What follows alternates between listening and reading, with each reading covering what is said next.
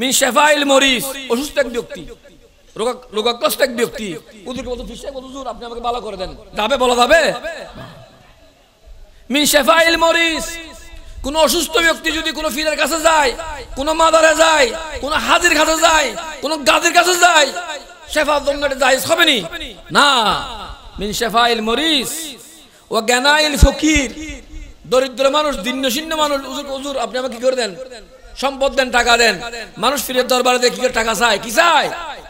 এর টাকা দাও যাবে না। ওয়ায়ানজুরুনা লাকুম, এবং পীরের নামে, হুজুরের নামে, মাদারের নামে মানত করে, কি করে? মানত করে, এটাও যাবে না। ওয়ায়ানজুরুনা লাকুম, এবং এ জাতীয় মানত করো কোন পীরের দরবারে গিয়ে পীরের নামে, কোন মাদারের নামে মানত করা যাবে না। কেন? ইয়াতাওয়াক্কাউনা ইনজা মাকাসিদিহিম, তারা মাদারে কে, হুজুর যদি আপনি আমাকে সন্তান দিতে পারেন তাহলে আপনার নামে একটা আমি গরু দেবো, কি দেবো, একটা কি দেবো, গরু দেবো। এরকম কোন নিয়ত করে, কোন আশা নিয়ে কোন মাদারে দেওয়া কি হবে না, বৈধ হবে না। আমি ডকুমেন্টে বলতেছি, কামেল ক্লাসের মাস্টার আছে, লেখছি আমি বসে বসে চেয়ারে,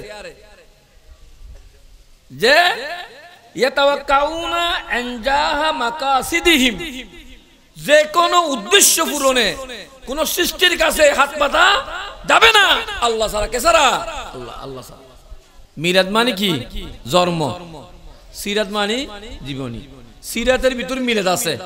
একটা লোকের জীবনে যখন আলোচনা করা হয় সেখানে জন্ম আসে কিনা? আসে। সুতরাং সিরাতুন নবীর ভিতরে মিরাদ আছে কি নাই? আছে। সুতরাং আজকের এই সিরাতুন নবী অনুষ্ঠানে আমি আসলে আমার আজ পরীক্ষা ছিল, অনার্স পরীক্ষা, সকালে ক্লাস ছিল। পরীক্ষার সময় আমি আমার লাইব্রেরি থেকে একটা বই নিয়েছি, কামেল মাস্টার্সের একটা কিতাব। কিতাবের নাম হয় হুজ্জাতুল্লাহিল বালিগা। কিতাবের নাম কি? হুজ্জাতুল্লাহিল বালিগা, যেটা সারা বাংলাদেশে যে সকল কামেল মাদ্রাসা রয়েছে সেখানে সর্বশেষ ক্লাসে পাঠদান করা হয়। ওই কিতাবের নাম হুজ্জাতুল্লাহিল বালিগা। ওই কিতাবটা আমি নিয়েছি, নিয়ে আমি ওই কিতাবের ভিতরে অনেক আলোচনা, সেখান থেকে আমি গত বছরের যে হাদিসটা আলোচনা করেছিলাম সে হাদিসের ব্যাখ্যার মধ্যে 3টা বিষয় ছিল, এই 3টা লিখে নিয়ে আসছি এখানে। আমি একটু পড়ি আরবিতে, সব আরবিটা আরবি, এখানে একটু যারা আলেম তারাও জানা দরকার, আমি পরে অনুবাদ করে দেব। ওমিনহা আন্নাহুম কানু ইয়াসজুদুনা লিল আসনাম ওয়ান নুজুম ফাজা আন-নাহী আনিস সাজদা লিগাইরিল্লাহি তাআলা قال الله تعالى لا تسجدوا للشمس والقمر واسجدوا الله الذي خلقهن। 1 2 ومنها أنهم كانوا يستعينون بغير الله في حوائجهم من شفاء المريض وغناء الفقير وينظرون لهم يتوقعون إنزاح مقاصدهم بتلك النذور ويتلون أسماءهم رجاء بركتها فأوجب الله تعالى عليهم أن يقولوا في صلاتهم إياك نعبد وإياك نستعين. وقال تعالى في آية أخرى فلا تدعوا مع الله أحدا وليس مراد من الدعاء العبادة كما قال بعض المفسرين بل هو الاستعانة. এভাবে আর একটা ব্যাখ্যা, জমিনহা আন্নাহুম কানু ইয়াসুমুনা বা'দা শুরাকাইহিম বানাতিল্লাহ ওয়া আবনা আল্লাহ ফানাহু আন যালিক আশাদ্দুন নাহি।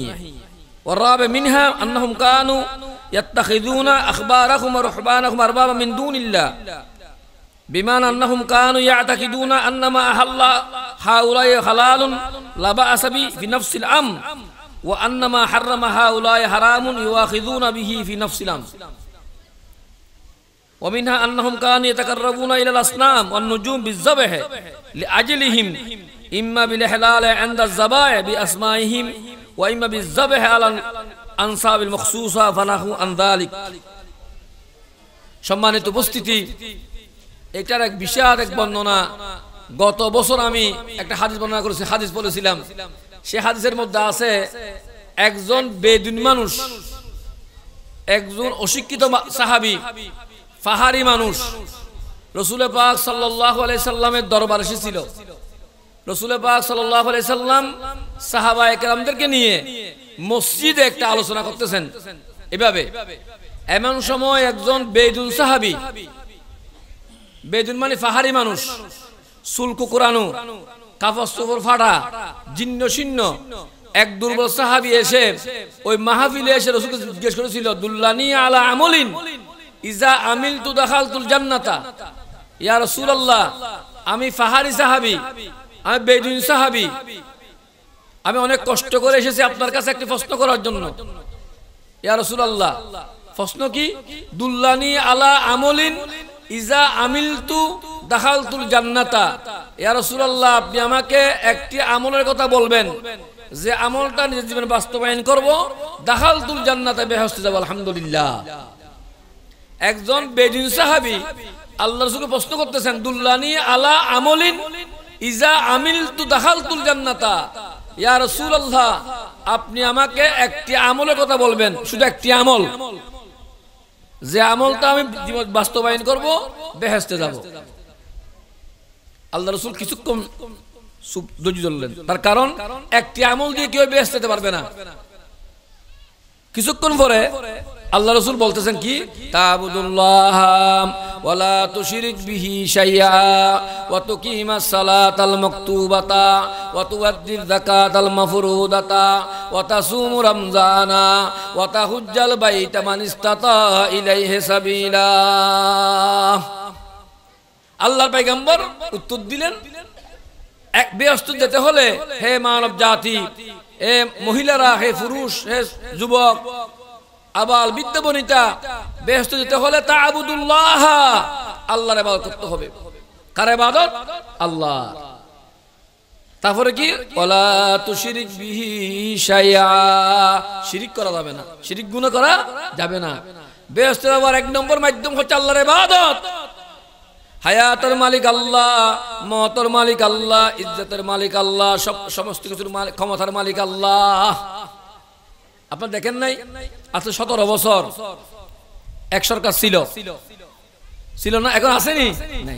কুজা কারুন কুজা ফেরাউন, কুজা কারুন কুজা ফেরাউন, কুজা নমরুদ শুদ হামান, কুজা তখ্ত শেখতু শাহী, কুজা তখ্ত সুলাইমানি। যতই প্রভাবশালী ছিল, আছে কিনা এখন? নাই। ফেরাউন, একসময় ফেরাউন ছিল, পৃথিবীর সে বাদশাহী করেছে, অহংকারী বাদশা ছিল ফেরাউন। আজ কোথায়? কুজা কারুন কুজা ফেরাউন, কুজা নমরুদ শুদ হামান, কুজা তখ্ত শেখতু শাহী, কুজা তখ্ত সুলাইমানি। সুতরাং দুনিয়া কিনা চিরস্থায়ী না, ক্ষমতা চিরস্থায়ী না। সুতরাং আল্লাহ রাসূল বলেন আল্লাহর ইবাদত করতে হবে, শিরিক গুনাহ করা যাবে না। তো শিরিকের প্রকার বর্ণনা করতে গত বছর আমি বলেছিলাম যে এক নম্বর শিরিক হচ্ছে, এক নম্বর কি শিরিক? সিজদা করা, সুজুদ লিগাইরিল্লাহ, আল্লাহ ছাড়া অন্য যে কোনো জায়গায় এই কপালকে নত করার নাম হচ্ছে কি শিরিক।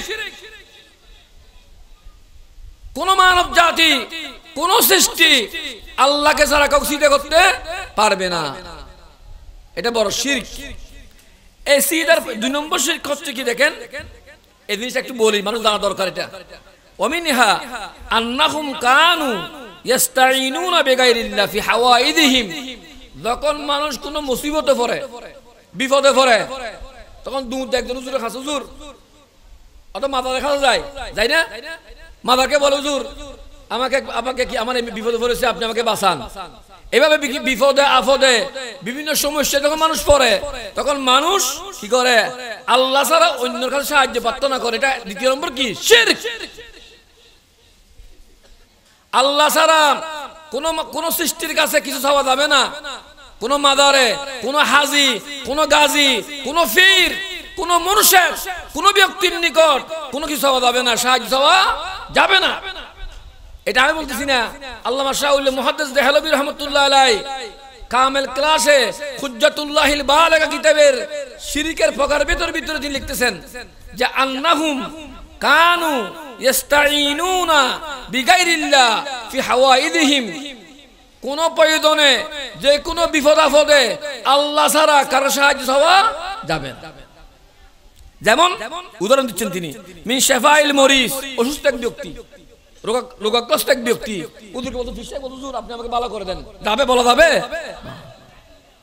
মিন শাফাইল মরিস, কোন অসুস্থ ব্যক্তি যদি কোন পীরের কাছে যায়, কোন মাদারে যায়, কোন হাজির কাছে যায়, কোন গাজীর কাছে যায়, শেফার জন্য এটা জায়েজ হবে না। মিন শাফাইল মরিস ও গানাইল ফকির, দরিদ্র মানুষ, দীর্ণশীর্ণ মানুষ, হুজুর আপনি আমাকে কি করে দেন, সম্পদ দেন, টাকা দেন। মানুষ পীরের দরবারে দেখে কি করে টাকা চায়? কি চায়? এর টাকা দেওয়া যাবে না। ওয়ায়ানজুরুনা লাকুম, এবং পীরের নামে, হুজুরের নামে, মাদারের নামে মানত করে, কি করে? মানত করে, এটাও যাবে না। ওয়ায়ানজুরুনা লাকুম, এবং এ জাতীয় মানত করো কোন পীরের দরবারে গিয়ে পীরের নামে, কোন মাদারের নামে মানত করা যাবে না। কেন? ইয়াতাওয়াক্কাউনা ইনজা মাকাসিদিহিম, তারা মাদারকে, হুজুর যদি আপনি আমাকে সন্তান দিতে পারেন তাহলে আপনার নামে একটা আমি গরু দেবো। কি দেবো? একটা কি দেবো? গরু দেবো। এরকম কোন নিয়ত করে, কোন আশা নিয়ে কোন মাদারে দেওয়া কি হবে না? বৈধ হবে না। আমি ডকুমেন্ট দিয়ে বলতেছি, কামেল ক্লাসের মাস্টার আছে, লেখছি আমি বসে বসে চেয়ারে, যে ইয়াতাওয়াক্কাউনা ইনজাহা মাকাসিদিহিম, যে কোন উদ্দেশ্য পূরণে কোন সৃষ্টির কাছে হাত পাতা যাবে না আল্লাহ ছাড়া। কে ছাড়া? আল্লাহ ছাড়া। উনি বলতেছেন, এবং উনি উদাহরণ দিচ্ছেন আমাদেরকে। আমরা প্রত্যেক নামাজ কয় ওয়াক্ত?